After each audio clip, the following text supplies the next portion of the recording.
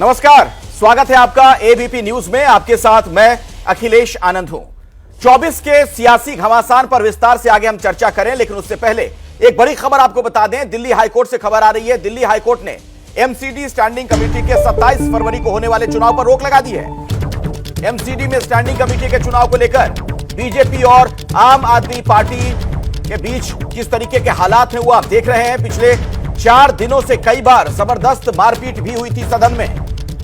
लोकतंत्र को शर्मसार करने वाली तस्वीरें वहां से लगातार सामने आ रही हैं। और इसी खबर पर विस्तार से आपको जानकारी देंगे। अंकित गुप्ता हमारे साथ जुड़ गए, हमारे सहयोगी। अंकित, और क्या पता चल पा रहा है कोर्ट से? दिल्ली हाईकोर्ट में जो याचिका लगाई थी, जो एमसीडी के जो बीजेपी के जो 2 नेता हैं, कमलजीत शेरावत और शिखा राय, उनकी तरफ से ये याचिका लगाई गई थी। और कहा यह गया कि कल जो जिस तरीके से कल स्टैंडिंग कमेटी का चुनाव हुआ है, उसके बाद में मेयर की शैली ओबरॉय की तरफ से कहा गया कि अब एक बार फिर से 27 तारीख को यानी कि सोमवार को ये चुनाव करवाया जाएगा, जबकि उसके नतीजे घोषित हो गए थे। और बाकायदा जो चुनाव आयोग की तरफ से जो वहां पर ऑफिसर अपॉइंट किए गए थे, टेक्निकल ऑफिसर, टेक्निकल एक्सपर्ट, उन्होंने ये नतीजे जो है मेयर को सौंपे थे।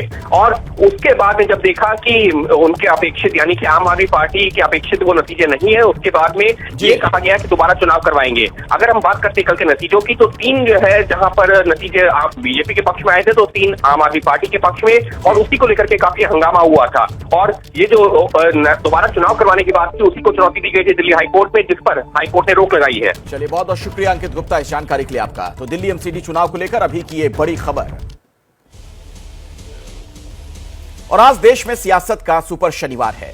2024 लोकसभा और उससे पहले होने वाले विधानसभा चुनाव के लिए जबरदस्त तैयारी शुरू हो चुकी है। आज छत्तीसगढ़ के रायपुर में कांग्रेस का अधिवेशन शुरू हुआ। बिहार में महागठबंधन और एनडीए का मेगा शो भी हुआ। पूर्णिया में नीतीश और तेजस्वी तो गृह मंत्री अमित शाह बेतिया और बगहा में मौजूद रहे। और इन सब के बीच विपक्षी पार्टियां मोदी के खिलाफ अपने अपने फॉर्मूले देती दिखाई दी। इसी बीच जेडीयू ने नीतीश को पीएम मटीरियल बताया, साथ ही रैली के पोस्टर से राहुल गांधी का चेहरा गायब कर दिया। उत्तर प्रदेश में भी योगी और अखिलेश के बीच आज विधानसभा में तलवारें खींची नजर आईं। मुंबई में मौजूद केजरीवाल ने कहा, चुनाव जीतने के लिए मोदी नहीं, मुद्दे की बात होनी चाहिए। मिला जुलाकर जो तस्वीर है इस वक्त 2024 लोकसभा चुनाव तक देश में जो कुछ भी हो रहा है या आगे होने वाला है, वो सब कुछ चुनावी है और चुनावी ही होता दिख भी रहा है। लेकिन किसका फॉर्मूला होगा हिट और किसकी तैयारी जाएगी पिट, इसी पर आज हम चर्चा करेंगे। लेकिन उससे पहले एक ब्रीफ रिपोर्ट। और वो नारा बोलते हैं, मोदी तेरी कब्र खुदेगी। देश कह रहा है, मोदी तेरा कमल खिलेगा।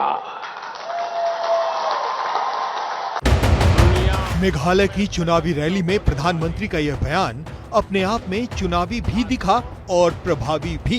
प्रधानमंत्री ने कहा कि कुछ दल मोदी के मरने का इंतजार कर रहे हैं। कुछ लोग कह रहे हैं मोदी तेरी कब्र खुदेगी, लेकिन देश का कोना कोना कह रहा है मोदी तेरा कमल खिलेगा। आजकल ये निराशा में डूबे हुए लोग, हताश हो चुके लोग, मोदी के मरने का इंतजार करने वाले लोग माला फेर रहे हैं और कब्र खोदने में बैठ गए हैं। अरे कुछ समाज सेवा का काम करो, ये कब तक कब्र खोदते रहोगे? और वो नारा बोलते हैं, मोदी तेरी कब्र खुदेगी। देश कह रहा है, मोदी तेरा कमल खिलेगा। वे कहते हैं मोदी तेरी कब्र खुदेगी, देश कहता है मोदी तेरी। प्रधानमंत्री का यह बयान तो कल का है, लेकिन चुनाव तक इसकी गूंज सुनाई देती रहेगी। आज गृह मंत्री अमित शाह बिहार के बेतिया और बगहा में मौजूद रहे और नीतीश कुमार पर जमकर निशाने साधे। नीतीश बाबू, बहुत साल तक आराम गैराम कर लिए, अब भाजपा के लिए, आपके लिए भाजपा के दरवाजे हमेशा के लिए बंद कर दिए गए। तमाशा बनाते हैं आप लोग। देश में चुनावी माहौल हो तो उसमें उत्तर प्रदेश पीछे रह जाए, ऐसा हो नहीं सकता। प्रयागराज में कल बीएसपी विधायक राजू पाल की हत्या के गवाह उमेश पाल पर हुए हमले को लेकर यूपी विधानसभा में जमकर बहस हुई। मुख्यमंत्री योगी ने एसपी समर्थित माफियाओं को मिट्टी में मिला देने का दावा किया। इस अतीक अहमद के खिलाफ पीड़ित परिवारों ने मुकदमा दर्ज कराया उसके परिवार के खिलाफ। वह समाजवादी पार्टी के द्वारा पोषित माफिया है और उसकी कमर को तोड़ने का काम हमारी सरकार ने किया है।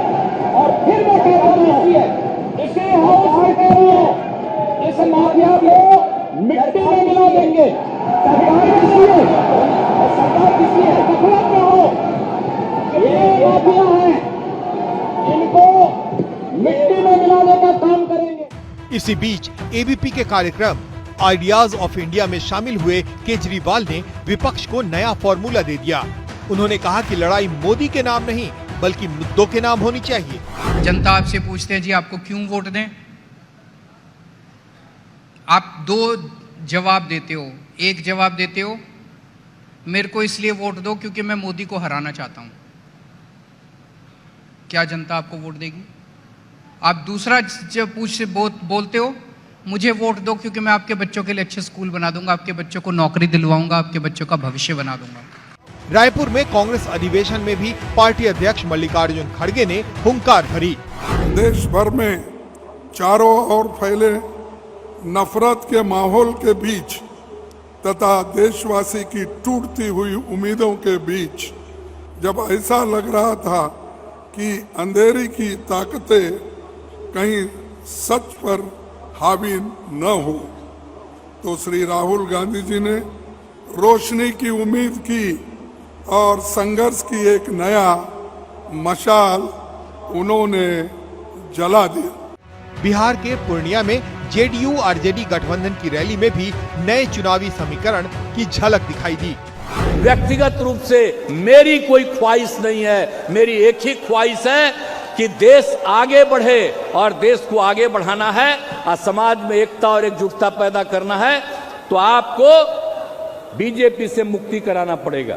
देश की इसी चुनावी नब्ज पर रखेंगे आज नजर। चुनाव 24 किसका फॉर्मूला है? चलिए बातचीत की शुरुआत करते हैं। मेरे साथ जो तमाम मेहमान जुड़ गए हैं उनसे मैं आपका परिचय करवा दूं। शिवम त्यागी यहां स्टूडियो मेरे साथ मौजूद हैं, राजनीतिक विश्लेषक के तौर पर। आशुतोष वर्मा है, समाजवादी पार्टी के प्रवक्ता नेता, हमारे साथ जुड़ गए हैं। आलोक शर्मा जी कांग्रेस के प्रवक्ता नेता हमारे साथ जुड़ेंगे, उनसे भी हमारी बातचीत होगी। के शर्मा साहब हैं, प्रवक्ता हैं बीजेपी के, उनसे भी बातचीत होगी। और अभिषेक झा जेडीयू के प्रवक्ता हमारे साथ मौजूद हैं। मृत्युंजय तिवारी भी जुड़ गए हमारे साथ आरजेडी से। आप सभी लोगों का बहुत बहुत स्वागत। और अभिषेक झा जी, आप ही से बातचीत की शुरुआत करना चाहूंगा क्योंकि आज आप लोगों की जो रैली हुई उसको लेकर बड़ी चर्चा है, लेकिन अमित शाह तो कह रहे हैं कि नीतीश कुमार जी को हर 3 साल में पीएम का सपना आता है।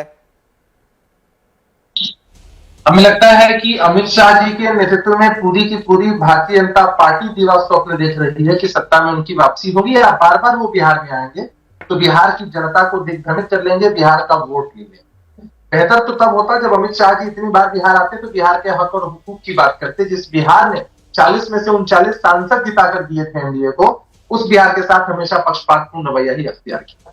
दूसरी बात अखिलेश सुनकर बड़ा ताज्जुब हुआ। अमित शाह जी कह रहे हैं कि नीतीश बाबू आपके लिए भाजपा का दरवाजा बंद हो चुका है। भैया नीतीश कुमार जी ने आपको छोड़ा है, आपने नीतीश कुमार जी को नहीं छोड़ा है और आपके यहाँ कोई आवेदन एप्लीकेशन रिक्वेस्ट लेकर नहीं पहुंचा है। क्योंकि आप लोग वापस चले जाते हैं, शायद इस लिहाज से उन्होंने कहा होगा कि अब दरवाजा बंद है, अब शायद वो बुलाते हैं, पलके बिछाते हैं, अपने षड्यंत्र में फंसाने की साजिश रखते हैं, हमारे पीठ में खंजर भोंकते हैं, ऐसे सारे काम वो करते हैं। और उसके बाद वो सोचते हैं कि उनके साथ कोई रहेगा, सवाल ही पैदा नहीं होता उनके साथ जाने का। और जब ये चर्चा ही नहीं है, कोई आवेदन ही लेकर नहीं गया, अखिलेश जी अगर आपको कोई 4 चैनल वाले कहें कि नहीं आप हमारे यहाँ नौकरी नहीं कर सकते हैं, आपका जवाब क्या होगा कि भैया आपके यहाँ नौकरी मांगने गए हैं, आपके यहाँ एप्लीकेशन लेकर के गए हैं। तो ऐसी बातें तो है ही नहीं। अमित शाह जी बिहार के हक की बात नहीं करते हैं, फिर वही नफरत वाली राजनीति, नफरत वाली स्क्रिप्ट चलाते हैं और सोचते हैं कि भाई जनता को दिग्भ्रमित कर देंगे। जी के शर्मा जी, अभिषेक झा तो यहां तक कह गए कि आप लोग खंजर लिए घूम रहे हैं हाथ में। देश के स्तर पर कौन आश्चर्य के साथ है? आश्चर्य अखिलेश जी कि जिस तरह की बातें कर रहे हैं जेडीयू के प्रवक्ता, उससे मुझे बहुत आश्चर्य हो रहा है। अभी ये पूछ रहे कौन एप्लीकेशन लेके गया, कौन क्या किया। साहब आप 17 साल तक बैसाखी के बल पे मुख्यमंत्री बन के रहे, नीतीश कुमार जी 17 साल में अपने वजूद पर एक बार भी शासन में नहीं, जब भी आए जानकारी नहीं है गठबंधन के साथ आए या किसी का आपको जानकारी नहीं ही है? वो मुख्यमंत्री बने। अरे भैया 2010 की सीटों का आंकड़ा याद है? अरे भैया मुझे पता है पूरी हिस्ट्री, आपको मैं पूरा डाटा गिना सकता हूँ अभिषेक जी।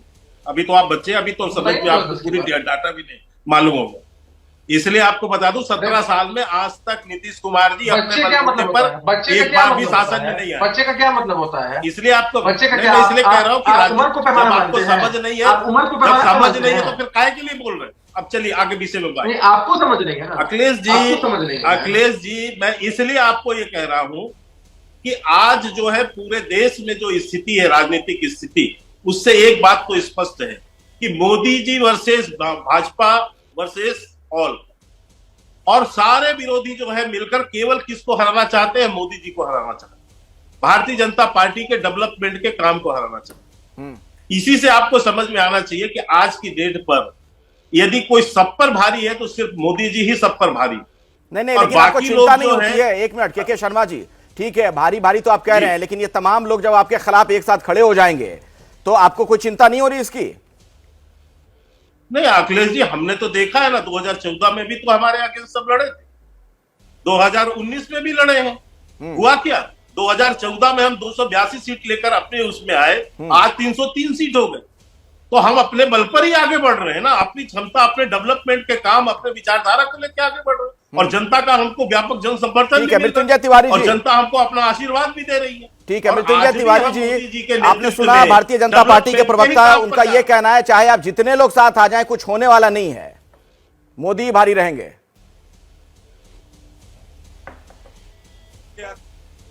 अखिलेश जी ये दिवा स्वप्न देख रही है बीजेपी। आज बिहार की धरती से, सीमांचल पूर्णिया से बिहारियों ने भर दिया हुंकार और हिल गई दिल्ली की सरकार। अभी तो आदरणीय प्रधानमंत्री जी का आप सुना रहे थे, जनता कह रही है देश की कि कमल दिखेगा। हम तो कह रहे, बोल रहा पूरा हिंदुस्तान 2024 में कहीं नहीं दिखेगा कमल का निशान। अभी तो बिहार से जो हुंकार भरी गई है, इसी से बीजेपी में मच गया है हाहाकार। आदरणीय अमित शाह जी आए तो बिहार को गाली देकर चले गए। कितने लोगों ने, बिहार की जनता ने विधायकों को वोट दिया महागठबंधन के, वो सब जंगली है। ये बार बार एक ही कैसेट बजाते हैं, प्रखंड से लेकर के राष्ट्रीय स्तर आदरणीय प्रधानमंत्री तक यही बात बोलेंगे, जंगल राज। अरे बीजेपी के पास कौन सा तिलिस्म है? जब सरकार से आउट होती है जंगल राज, और जब सरकार में रहती है तो मंगल राज। ये जनता को मतलब वही कैसेट बार बार, शिवम त्यागी जी आप सुन रहे हैं, एक ही कैसेट बार बार क्यों बजा रही है बीजेपी? देखिए आपने एक चीज कही कि ये सारे मिल जाएंगे तो आपको टेंशन नहीं होती क्या? शर्मा जी से आपने पूछा। मेरे गांव में ना बचपन में क्रिकेट हुआ करता था, एक टीम होती थी स्टैंडर्ड टीम, जिसके पास सचिन तेंदुलकर है, जिसके पास वीरेंद्र सहवाग है, जिसके पास सौरव गांगुली है। एक टीम होती थी कि भाई गांव गांव में जाके, भाई तू बैट्समैन बन जाना, तू बॉलर बन जाना, तू ओपनिंग बैट्समैन बन जाना, एक काम करना तू विकेट कीपिंग कर लेना। ये जीत पाएंगे क्या कभी जीवन में? सामने सचिन तेंदुलकर रूपी नरेंद्र मोदी जी, जिनका स्टैंडर्ड ट्रैक रिकॉर्ड है कि वो इतना अच्छा करते हैं। शिवम आप क्या कहना चाह रहे हैं कि मतलब बीजेपी वाले ओडीआई खेल रहे हैं, इंटरनेशनल क्रिकेट, और ये नुक्कड़ क्रिकेट खेलने वाले लोग हैं? नुक्कड़ में भी नहीं है, नुक्कड़ में बैठा के भी आपने इनको ज्यादा नंबर दे दिए। अभी वो आज देखा है मैंने, वो पहुंच गए हैं केजरीवाल जी महाराष्ट्र के, चल लेते हैं मिलकर बीएमसी में चुनाव लड़ लेते हैं, फिर दूसरे पहुंच जाते हैं आप ही नीतीश जी। बीच में लगातार बोलने से कोई लाभ थोड़ी ना है। एक नीतीश जी का कह रहे हैं, उनसे तो ज्यादा इंटेग्रिटी वाला कोई आदमी नहीं। मुझे लगता है इतने पार्टनर तो इतिहास में हिंदुस्तान के किसी ने शायद ही बदले हों। पहले लालू जी, फिर बीजेपी, फिर तेजस्वी जी, फिर बीजेपी, फिर तेजस्वी जी, फिर बीजेपी, मतलब कमाल हो गई। अब एक और चीज, आज एक लालू जी का बयान आया, एक करके मृत्युंजय जी, चूंकि आप स्काइप से जुड़े हुए हैं, लालू जी का आप इस तरह बोलेंगे तो आवाज नहीं जा पाएगी। मैं आपके पास आऊंगा तो बोलिएगा जल्दी। लालू जी का आया है आज स्टेटमेंट, हमें देश को बचाना है, बाबा साहब अंबेडकर के संविधान को बचाना है। उसी बाबा साहेब अंबेडकर के संविधान ने आपको जेल डाला है भैया। अपने बच्चों का भविष्य बचाने के लिए आप इस तरह के परपंच करते हैं। मैं बस इतना ही कहना चाहता हूं कि ये देश बहुत अच्छे तरीके से जानता है और हमेशा से ये करते आया है, और 2014 में भी किया है, 19 में भी किया है, 24 में भी तैयारी कर दीजिए। बहरहाल ठीक है, मृत्युंजय जी इकट्ठा होकर लड़ना कोशिश करते रहे। मृत्युंजय जी जवाब दीजिए, बीजेपी वाले इंटरनेशनल खिलाड़ी हैं, इंटरनेशनल क्रिकेट खेलते हैं, आप लोग नुक्कड़ क्रिकेट वाले हैं। देखिए हम लोग इंटरनेशनल खिलाड़ी पैदा करते हैं, यही है बिहार की खासियत। ये जो बोल रहे हैं ना अखिलेश जी, इनको क्रिकेट के ये खिलाड़ी नहीं है। अच्छा। जब सचिन तेंदुलकर का भी टाइम पूरा हो जाता है, जब फ्लॉप कर जाते हैं तो उनको भी बाहर बैठा दिया जाता है। यही नुक्कड़ के खिलाड़ी जाते हैं बैटिंग कर। बिहार में पता चल गया ना कैसा नुक्कड़ का खिलाड़ी कैसा आउट किया बिहार में बीजेपी को सत्ता से, ये तो पता चल गया होगा इनको। ये खिलाड़ी नहीं अनाड़ी है। अच्छा चलिए एक और बात उदाहरण दे रहे हैं। ठीक है मृत्युंजय जी, असली कोच जो है जी, एक और बात, उसके बाद बाकी लोगों के पास जाऊंगा। क्योंकि आप स्काइप से जुड़े हुए हैं इसलिए आपके ऑडियो में थोड़ी दिक्कत आ रही है, इसलिए मैं माफी के साथ बीच में रोकते हुए एक सवाल आपसे पूछ रहा हूं। आज तो अमित शाह जी ने एक बात और भी कही है कि नीतीश जी बार बार कहते हैं तेजस्वी जी के लिए कि अगले सीएम होंगे, लेकिन वो तारीख नहीं बता रहे हैं। कोई पेच फंसा हुआ है क्या?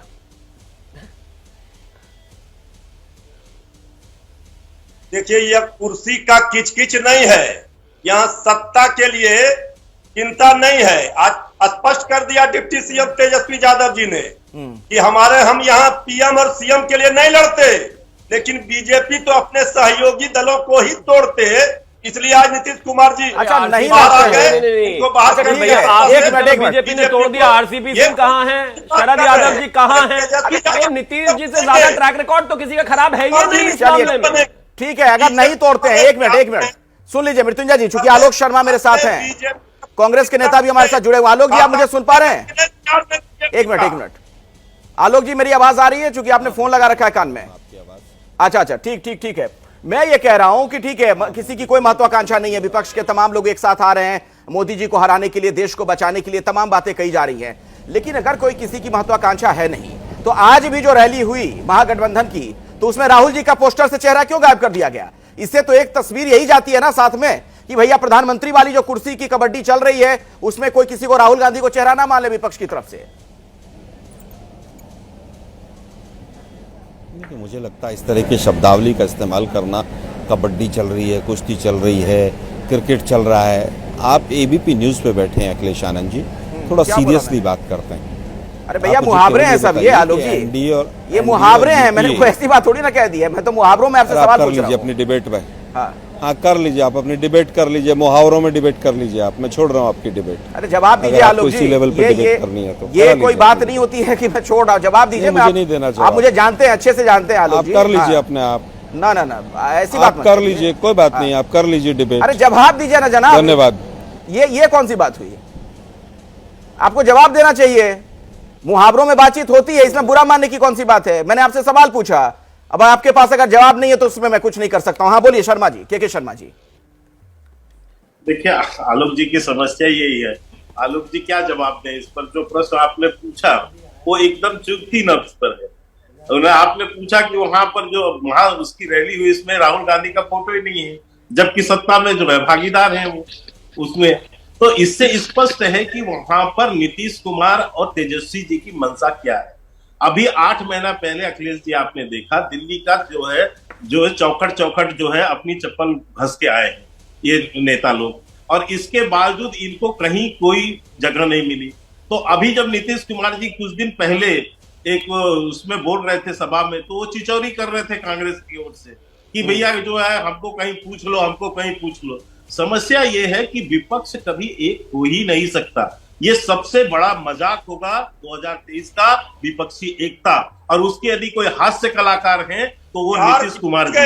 मैं आपको बड़े विश्वास से इसलिए कहता हूँ क्योंकि इसमें विपक्षी एकता के लिए ये नहीं है, एक दूसरे को हैसियत बताने के लिए ये लोग आपस में लड़ रहे हैं।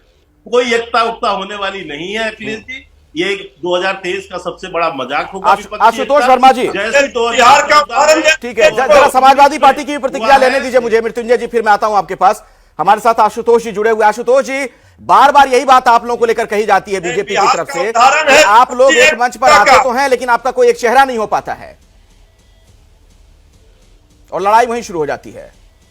नहीं देखिए अखिलेश जी, देखिए मुझे लगता है कि भारतीय जनता पार्टी या भारतीय जनता पार्टी के जो सिंपैथाइजर्स हैं उनको विपक्ष की एकता की इतनी चिंता क्यों हो रही है?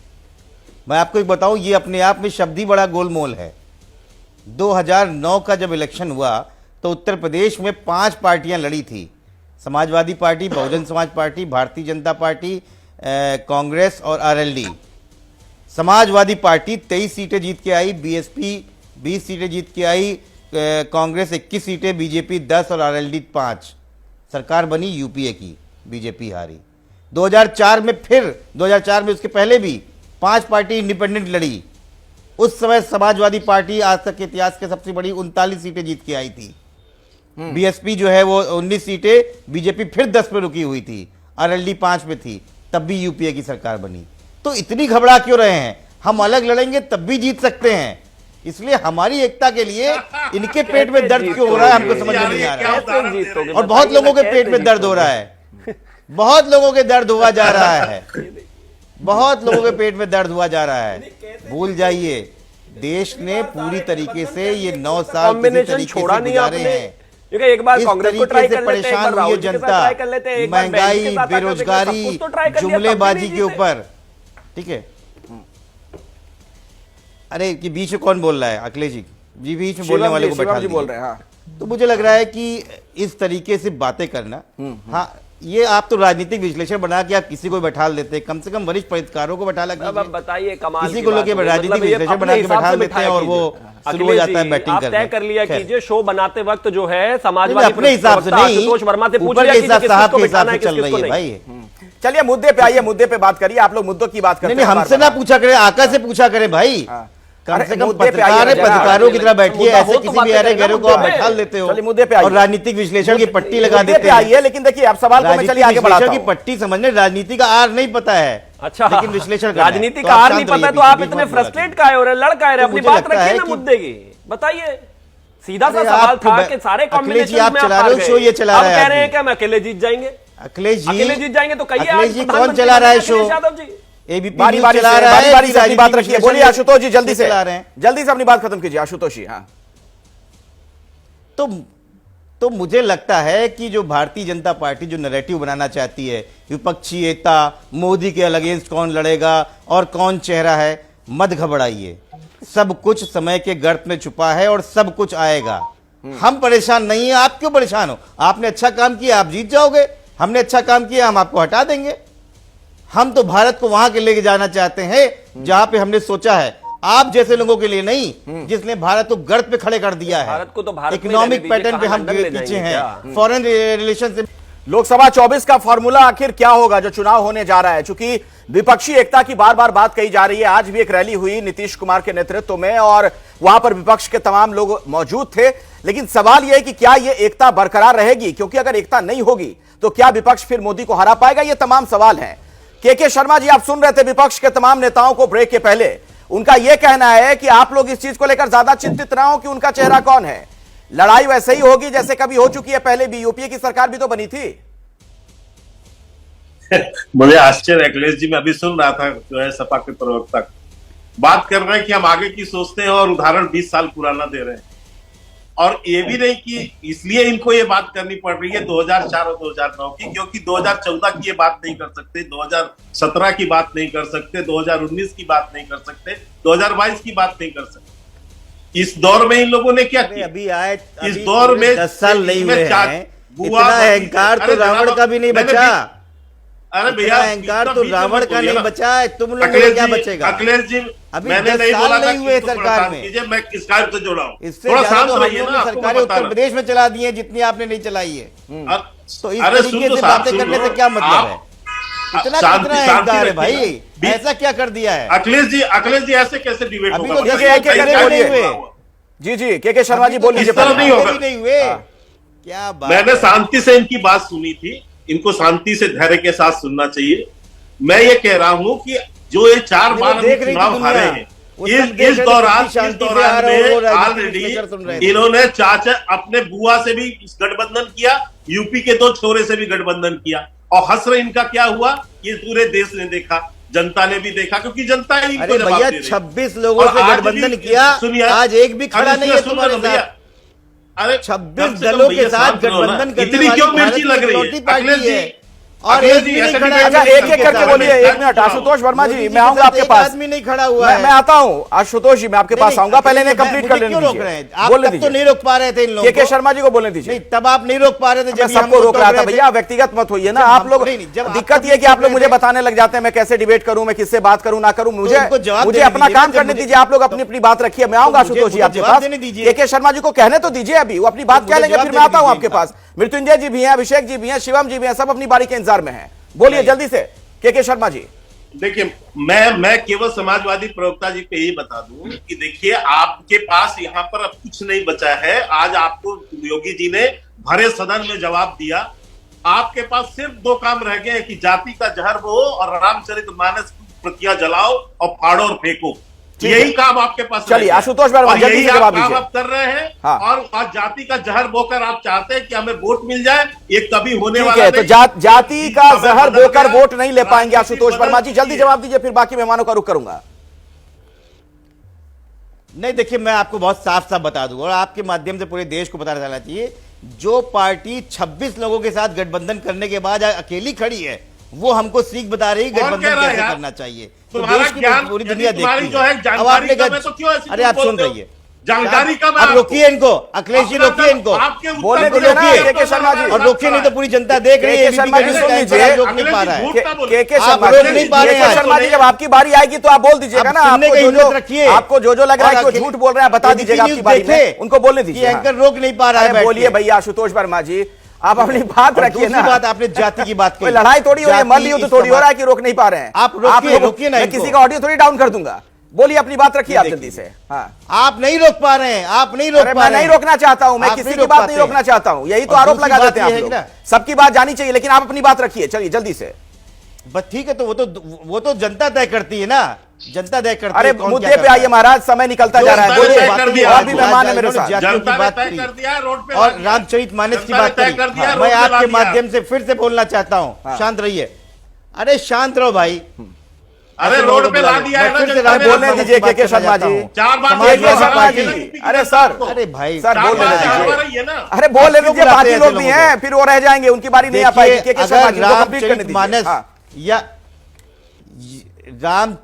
रामचरितमानस या किसी भी महाकाव्य में अगर शूद्रों को इस तरीके से, इस देश की आधी आबादी और महिलाओं को इस तरीके से गलत तरीके से लिखा जाएगा, हम उसको नहीं मानेंगे। हम रामचरितमानस की, हम किसी भी चीज को नहीं मानेंगे, लेकिन हम उसको, हम भगवान को ही मानते हैं, हम सारे गलत। लेकिन अगर गलत तरीके से आप आरोप लगाएंगे, आप कहेंगे कि ये मारने के लायक है और महिलाओं को आप ये बताएंगे ताड़न के अधिकारी हैं, हम उसका विरोध करेंगे, चाहे आप उसको सोने के अक्षरों से लिख दीजिए। नहीं, आप और आपके नेता कौन ठहरे? वो कोई पंडित हैं, वो कोई ज्ञानी हैं, वो शास्त्रार्थ करने वाले हैं। ये देश आपसे मानेगा? अब आप तो राम को भी नहीं मानते। सही बात है, सारे पंडित तो तुम ही बैठे हो। भाई आपको नहीं मानते, बड़े पंडित तुम ही बैठे हुए हो। उस देश को, सबसे बड़े पंडित तुम ही बैठे हुए हो। कमाल बात हो गई है।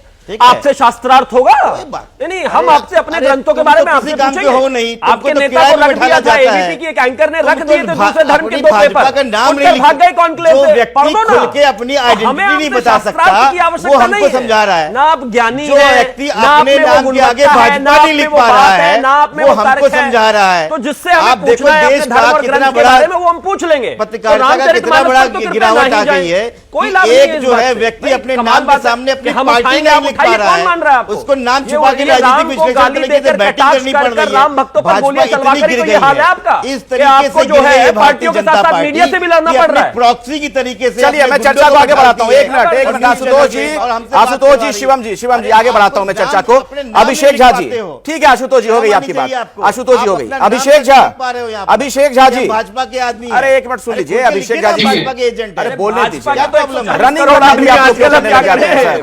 प्लीज रनिंग कमेंट्री ना करें, अपनी अपनी बारी में अपनी बात रखिए। अभिषेक झा जी देखिए, मेरा सवाल यह है, विपक्षी एकता की जो बार बार बात कही जाती है वो एक बड़ा सवाल है, इसको बहुत ही गंभीरता से लेने की जरूरत है। क्योंकि क्या होगा, आप लोग कहते थे कि हम साथ साथ हैं, लेकिन चुनाव आते आते और परिणामों के बाद कैसे बिखर जाते हैं, इसके कई उदाहरण मौजूद हैं, एक उदाहरण नहीं है। और आज ही उसी मंच से जहां पर आपके तमाम नेता मौजूद थे, अखिलेश सिंह जी ने यह बोला कि कम से कम अब यह तो तय हो जाए कि कौन कहां से चुनाव लड़ेगा। यानी अंदर की जो छटपटाहट है कि कैसे यह समन्वय होगा, वो आपके अंदर से भी वो चीज आ रही है पार्टी के लोगों की तरफ से। अखिलेश जी जो कांग्रेस के नेता हैं, वहां पर उन्होंने ये बात कही। यानी वो सारी चीजें तो गठबंधन के अंदर बैठकर तय हो जाएंगी कि कौन कहाँ चुनाव लड़ेगा। आपने देखा है कि 7 पार्टियों का मजबूत गठबंधन बिहार में, और चेहरे की बात बार बार हो रही थी कि चेहरा कौन होगा, चेहरा कौन होगा। 2004 में अटल बिहारी वाजपेयी जी चेहरा हुआ करते थे एनडीए का, और यूपीए की तरफ से कोई चेहरा नहीं था, लेकिन उसके बावजूद 10 वर्षों तक देश की जनता ने यूपीए को मौका दिया। और किस चेहरे की बात करें, वो चेहरे के पीछे का चेहरा तुम्हारा, तुम्हें भी पता है, हमें भी पता है, और तेरी सियासत के जन्नत का असली नजारा तुम्हें भी पता है, हमें भी पता है। तो आपने सिर्फ चेहरा चमकाकर चेहरे की मार्केटिंग करके यहाँ तक आपने बातों को पहुंचाया है। ताज्जुब की बात भाजपा के प्रवक्ता की बोली है। भाजपा के जितने नेता बेचैन हो के विपक्षी एकजुटता पर जितना ध्यान दे रहे हैं, उतना अगर मुद्दों पर ध्यान दे रहे होते, जिन मुद्दों को लेकर के आप सत्ता तक पहुंच गए, तो शायद देश की जनता आपकी बातों को समझ पाती। देश की जनता ने तय कर लिया है कि भारतीय जनता पार्टी के जुमलों की बार नहीं आना है, उनकी बातों को इस बार नहीं मानना। चलिए ठीक है, उनकी प्राथमिकता क्या है? धर्म के नाम पर राजनीति करना। शिवम आप कुछ बोलना चाह रहे थे, जल्दी बोलिए, फिर मृत्युंजय जी के पास जाऊंगा। बस मैं इतना कहना चाहता हूं कि इन्होंने कहा कि चेहरा चमकाने की बात है, चेहरे के पीछे चेहरा कौन? आप चमका लेते ना 20 साल में, 15 साल तो हो ही गए प्रिसाइसली आपको, बिल्कुल 17 साल हो गए, 17 साल में चमका लेते ना। बिहार को कमर्शियल में नंबर 1 बना लेते, इंफ्रास्ट्रक्चर में नंबर 1 बना लेते, जैसे गुजरात बना, बिहार को बना लेते ना। बिहार को क्यों नहीं बनाया? बिहार में जॉब क्रिएट कर लेते, बिहार में गुंडागर्दी खत्म कर देते। रैलियां करने के लिए तो आपको छुट्टी करनी पड़ रही है, एग्जाम कैंसिल करना पड़ रहा है, और यहाँ बैठ कर चेहरा चमका। गुजरात में जैसे चेहरा चमका, वो मेहनत से चमका, बढ़ाकर चमका, जीडीपी बढ़ाकर चमका, सड़कें बनाकर चमका। वो आपकी तरह नहीं है, शुरू हुए थे 100+ से और आज 45-47 पर जाकर घूम रहे हैं, क्योंकि जनता नहीं मान रही है आपको। मार्केटिंग नहीं की है, उसके पीछे बातें नहीं की है, जनता कैसे नहीं मानती है? ठीक है मृत्युंजय जी, मृत्युंजय जी आप जवाब दीजिए। जो शिवम कह रहे हैं, देखिए ये कह रहे हैं, 1 मिनट, बिहार में है नीतीश, ठीक है शिवम जी आपकी बात हो गई। मृत्युंजय तिवारी जी, बिहार में नीतीश कुमार जी को बहुत लंबा वक्त मिला, सबसे अधिक वक्त तक शासन में रहे, क्यों नहीं बिहार की ऐसी तस्वीर पेश कर पाए जिस मॉडल को लेकर पूरी दुनिया में जाते, देश में जाते? बिहार मॉडल तो देश में तो अपनाया ही जाता है। मृत्युंजय जी, ढेर सारे उदाहरण है आपके पास। आज तो पूरे बिहार मॉडल की चर्चा हो रही है। आज तो बिहार मॉडल की चर्चा हो रही है। कौन से मॉडल की? एक सवाल मॉडल पे पूछिए तो केंद्र में सरकार बिहार की चर्चा कर रहे हैं। पहले जो बिहार ने क्या अपनाया उसे अब केंद्र की सरकार बाद में अपनाती है। हर योजना को आप देख लीजिए, ये तो बिहार उदाहरण है। तो आप बता दीजिए ना, ये मौका है अभी आपके पास, बता दीजिए किस किस मामले में बिहार को मॉडल की तरह आप रख रहे हैं। मैं खुद बिहार से आता हूं, इसलिए मैं जानना चाहता हूं आपसे, आप बता तो दीजिए। यहाँ बताइए, शिवम जी को बताइए, के शर्मा जी को दिखाइए कि किस किस मामले में बिहार को आप मॉडल रखना चाहते हैं नीतीश कुमार जी के शासनकाल को। बोलिए खेत को पानी। अभिषेक जी, अरे अभिषेक जी उनको बोलने दीजिए मृत्युंजय जी को, फिर आता हूं आपके पास।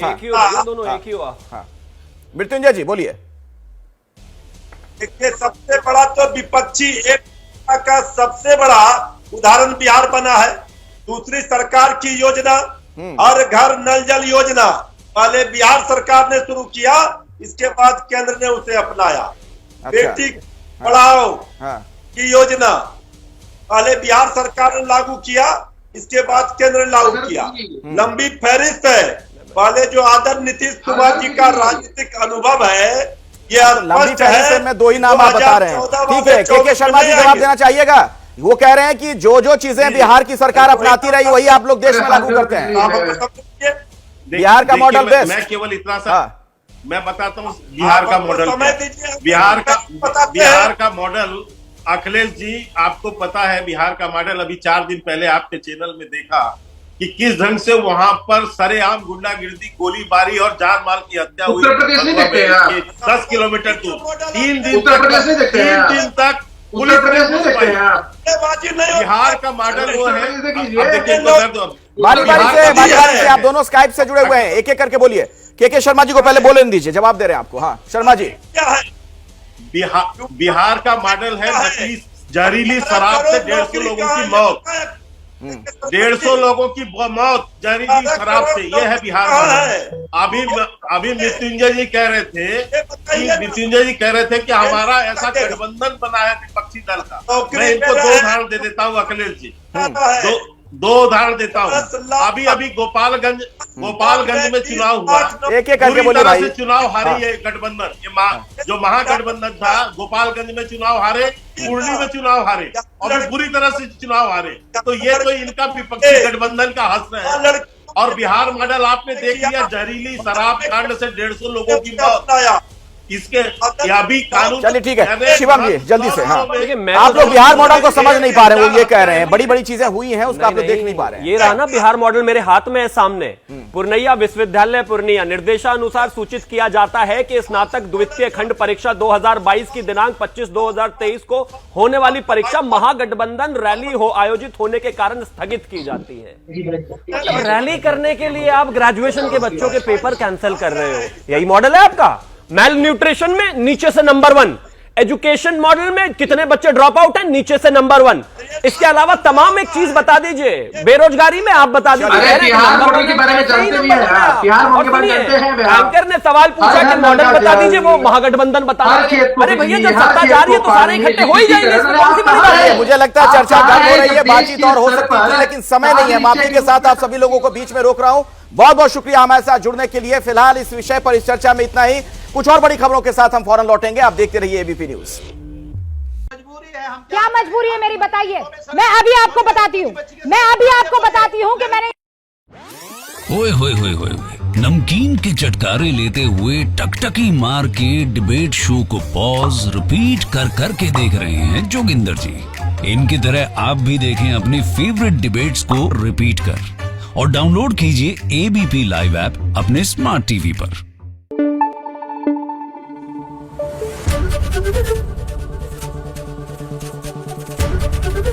एबीपी न्यूज आपको रखे आगे।